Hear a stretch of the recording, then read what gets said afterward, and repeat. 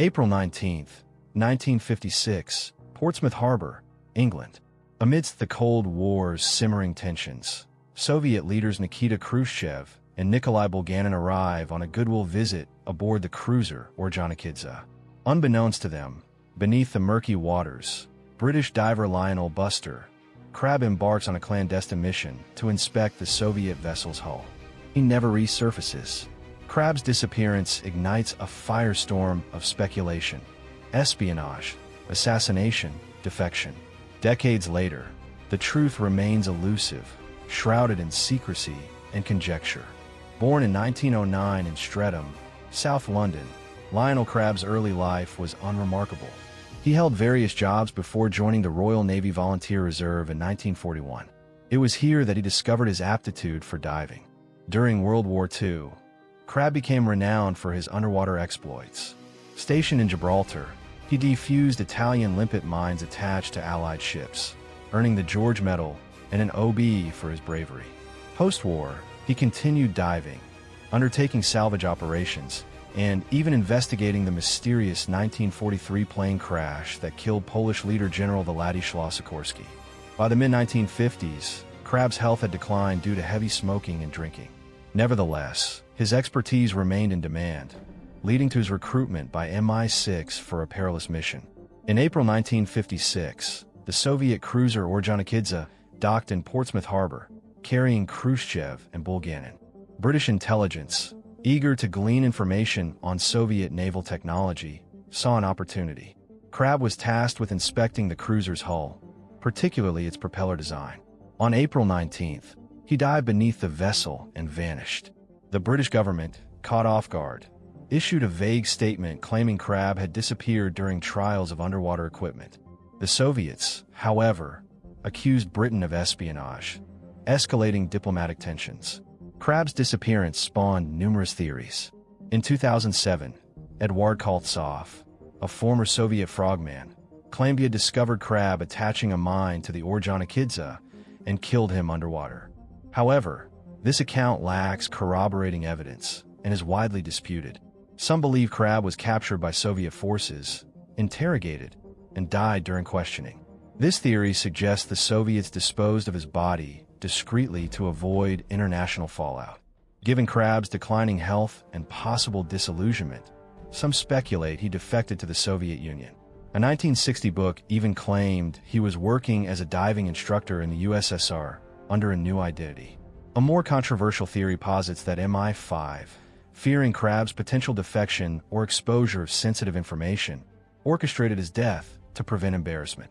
Crab's age, health issues, and outdated equipment might have led to an accidental death during the dive. Oxygen poisoning or equipment failure are plausible explanations. In June 1957, a headless, handless body in a diving suit was recovered from Chichester Harbor. Identification was challenging due to decomposition and missing features. Crab's ex-wife and diving partner, Sydney Knowles, were unable to confirm the body's identity. However, scars on the body matched those known to be on Crab, leading the coroner to conclude it was likely him. Despite this, doubts persisted, fueling further speculation. The British government's handling of the incident raised eyebrows. Prime Minister Anthony Eden stated it was not in the public interest to disclose details. Files related to Crab's mission were classified, with some not scheduled for release until 2057. In 2006, some documents were declassified, revealing internal confusion and a lack of coordination between MI6 and the government. The operation was described as ill-conceived and poorly executed. Crab's story captivated the public and inspired various cultural works. Film, The Silent Enemy, 1958, dramatized his wartime exploits. Literature, Ian Fleming's James Bond novel Thunderball drew inspiration from Crab's disappearance. Podcasts, Dan Snow's history hit delved into the mystery in a dedicated episode. Crab's case remains a symbol of Cold War intrigue and the perils of espionage. The story of Lionel Crab doesn't just end with a missing body. It ends with questions too dangerous to answer, and a trail so cold that even decades later, it still burns with intrigue. Think about it. This wasn't just a diver who vanished during a mission.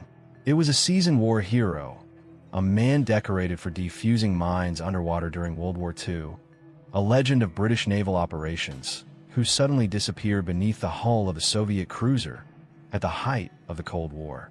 And then, silence. For months, no official explanation was offered. The government issued vague statements. Documents were locked away. Questions were dismissed with a wave of bureaucratic indifference. It wasn't just a mystery. It was a cover-up. What were they hiding? Was Lionel Crabb exposed? Killed in action by Soviet frogmen protecting the Orjonikidze? That would be the simplest answer, and perhaps the most convenient one. But simplicity rarely survives in espionage. Some say he was caught alive, interrogated, and quietly disposed of to avoid a political scandal during a time when every diplomatic gesture mattered. Imagine the global fallout if it became known that Britain sent a spy to crawl beneath a Soviet warship, while Khrushchev and Bulganin were guests of honor on British soil. Then there's the darker possibility, the one whispered by those who don't trust the official version, that MI5 may have silenced their own man. Because Crab was becoming unstable, his health was failing, he drank too much, he talked too much, and worst of all, he knew too much. Is it so hard to believe that someone inside British intelligence saw him as a liability rather than an asset? And what about the body found over a year later? Headless, handless, face gone, teeth removed. How convenient is that? No fingerprints, no dental records, just scars and educated guesses. Some believe that body wasn't Crab at all, that he either survived and vanished, or was taken somewhere no one would ever find him. That leads to the strangest theory of all. What if Crab defected? Yes, it sounds wild, but in the world of Cold War espionage, loyalty was fragile. Lines were blurred. Secrets were currency.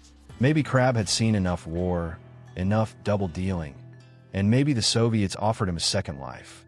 One with a new name, a new face, and freedom from a system that had used him until he was broken.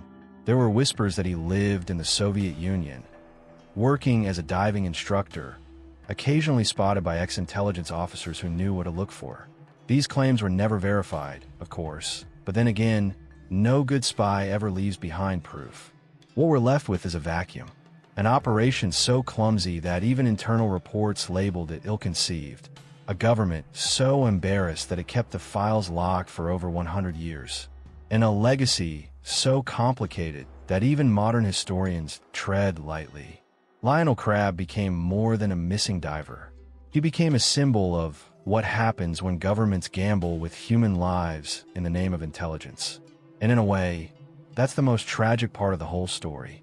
Because behind the cloak and dagger operations, beneath the conspiracy theories, was a man, aging, sick, loyal, a diver who had once saved lives underwater, now sent to his death, or disappearance, in a mission that may have never been worth it. A man used, then forgotten, and still, despite the years, despite the documents, despite the supposed recovery of his body, the case remains unsolved. There's something haunting about that, something that continues to pull us in.